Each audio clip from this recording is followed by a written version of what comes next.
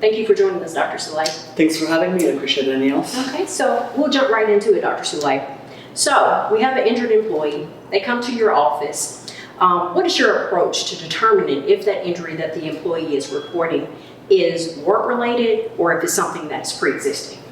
That is actually a very, very good question. Understanding causality is a major and a big factor in actual medicine.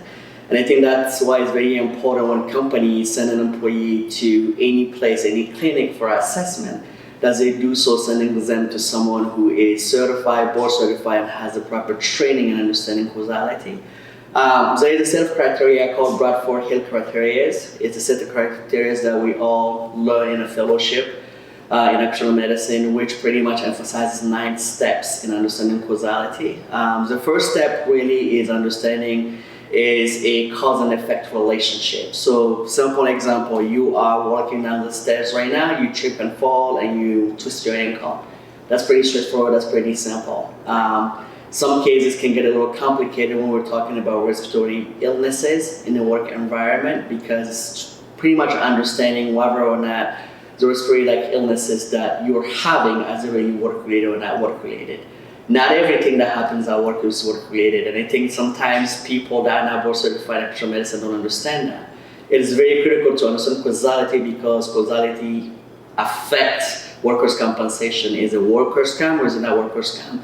Is it an exacerbation of a pre-existing medical condition or is it an exaggeration of pre-existing medical condition? Those two terms mean completely different things under worker compensation law. So really it's diving into the MOI, which is a mode of injury. When did it happen? How did it happen? Understanding the temporality, meaning did it happen at work?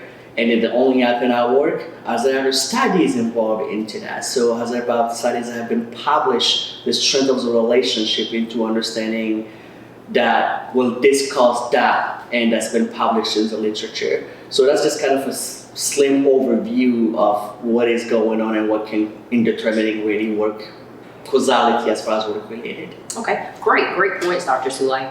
So once you determine that the work-related injury that the employee is reporting is actually work-related, how do you handle cases where you have a pre-existing condition? How I handle pre-existing condition is really having a good understanding of a past medical history. So simple example is, let's say Mr. Joe has always had shoulder pain. Okay, so that's something that he's always had in the past, and he had a surgical repair of the left shoulder. Well, when you take a history, it's understanding, was the shoulder pain ever completely resolved? After the injury, after the surgery, did you ever have pain? The pain is completely gone. Or, no, I still have pain. The pain, what is your pain level? I have a pain level typically on a day-to-day basis of 3 out of 10 in scale. So this is a patient who obviously has a pre-existing medical condition. He's constantly in pain, 2 out of 3, 3 out of 10 on a constant scale. Now this person is lifting boxes at work and the pain went 10 and 8. In that case, it's an exacerbation of a pre-existing medical condition. Or someone who has a history of asthma. So it's understanding what kind of asthma the person has. When was the last time the person was in a hospital for what we call asthma exacerbation? How many days and how many times in a day does he use his inhaler? Short-term acting and long-term acting. So when you get that good history and that person is at work, then now the person has an asthma exacerbation. So is it really work-related? Is it pre-existing? You have to look at the big picture and understanding really if that's a work-related injury. You have to do due diligence, and that's what I love about being a board-certified occupational medicine physician, is understanding that people do have pre-existing medical condition. Not necessarily everything that a person shows up in my clinic for is work-related. Absolutely. I'm glad you touched on that because we have to explain it as well. Just because it happens at work doesn't necessarily mean that it's work-related. Okay, Dr. Souleye, so now that you've determined that the work injury was aggravated, how do you determine whether that employee is ready to return back to work, whether it's at light duty, full duty? How do you make that determination? That is an excellent question. I think anytime I evaluate and someone evaluates a work-related injury, you have to understand the job description. So my biggest pet peeve is someone going to a different provider who is now board certified in actual medicine and the person get restrictions. So I'm going to give you a simple example. Let's say you have an ankle sprain or strain, okay, and you have a clerical job. clerical job, meaning you sit in a chair all day long and using a computer and sharing the phone. Do you really need to be on work restrictions? No, you do not, because it doesn't affect your job functions. So it's very important when evaluating every injury to understand what kind of job as a person has and is doing, the daily functions of the job and what it entails prior to writing any job restrictions first of all. So from there, some may need a job restriction depending on what kind of jobs they're doing, work restrictions, and some may not. Okay, so let me ask you this.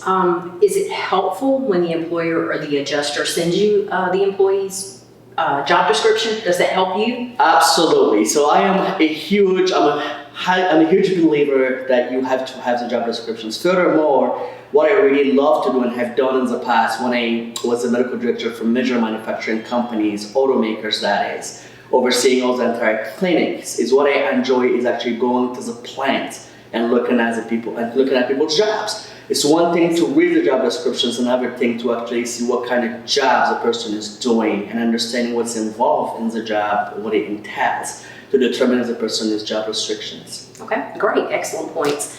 So now that we have the employee back to work, just say you put them back at full duty. How do you handle cases where the employee's perspective is different from your perspective of them returning to work? That is an excellent question. As a physician, I really love understanding the dynamic in someone's work. For instance, I'm going to give you an example. Some people may not want to go back to work because they don't like their boss or they have a bad relationship with their supervisors. In this case, it's going to slow down and impede return to work because the person really is ready to go back to work physically, but mentally they don't want to go back to work based on the work condition.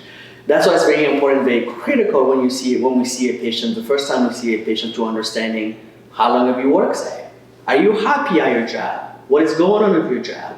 What is the relationship between you and your boss? Because that helps me prepare myself and the patient, the employee, to that return to work point and dealing with any social component that may be involved. Absolutely, absolutely, great points. So now that the employee's back to work, you've discharged them, or you're getting ready for discharge.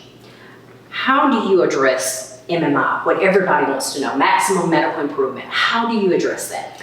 So I think let's talk about what MMI is. So maximum medical improvement is a point at which no improvement really is expected in the person's medical condition. So that means that no more medical care. That could mean two different things. Either the person is back as a baseline.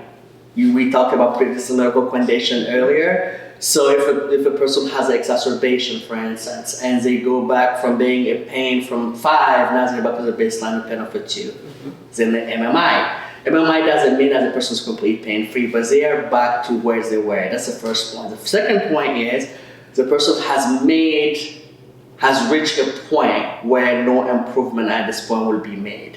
So it doesn't matter what we do medically, that no improvement is going to be made. And that is very important, very critical, especially in workers' compensation, because then we have to talk about cessation of benefits or start of new benefits such as permanent disability. Absolutely, absolutely. Great points. Thank you for going over that and explaining what MMI actually is, because, on the adjuster side, we may know what that is, but, we have to explain that to the patient. Absolutely. Because sometimes they don't understand. So we appreciate having your insights on that you explain that to the patient.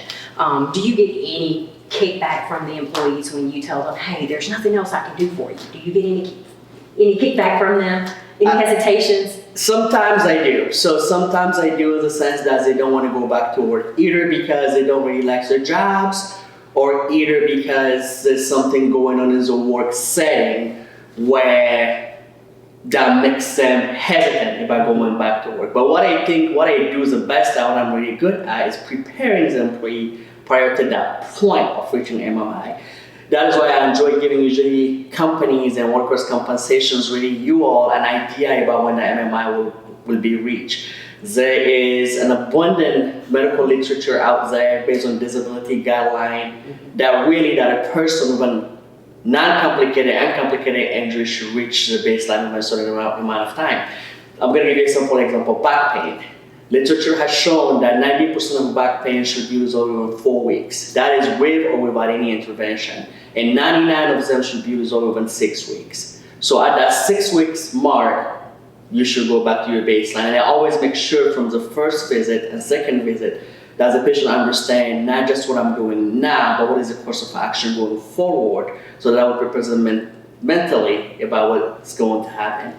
And also maintain a conversation with the employer so the employer knows where we're going. Excellent, excellent. So now that the employee's back to work, you've released him to go back to work, what advice would you give to employers to help make that an easy transition for that employee that's going back to work full duty? That is a very, very good question, because as we all know, as I mentioned earlier, social component can really impede and slow recovery in essence, and slow someone down from going back to work. And unfortunately, sometimes, I hate to say, people can self-inflict injuries because they don't want to be in a place. So I think what will really help with employers, the first thing is showing some concern, some legitimate concern. Hey, Lakresha, we're happy you're back, glad to be back, how are you feeling? Being engaged, that makes the employee feel to some degree that the employer actually cared about their well-being. Because unfortunately, sometimes employees come to us and the first thing is, well, you are the company's doctor. Well, I'm a physician and my duty first is to the patient. However, being board certified in occupational medicine, I have a broader understanding about how things work. I have a broader understanding about how things impact companies and people. And I really have a passion, one, at decreasing workplace absenteeism and also increasing workplace productivity. So I think that's one thing the employer can help into the process of going back to work, is just really showing some kind of genuine concern and just having a conversation. Say, hey, we're happy you're back. You know, if you need to have a little potluck with the person, you know, just to show that they appreciate coming back, appreciating the work that they do, I think that's a starting point. And addressing any preventive programs. So for instance, I've seen injuries that really could have been prevented. For instance, PPE. You know, you are working with metal and you're not wearing the proper gloves. Well, ensuring that the patient and employee has the proper PPE for their job. That is a big thing. Excellent points, excellent points. Thank you so much, Dr. Souleye, for joining us today to go over and help us understand navigating that employee's return to work. We appreciate having you here with us. And of course, if you have any questions about navigating that employee's return to work, please feel free to reach out to our claims department. Thank you. Thanks for having me.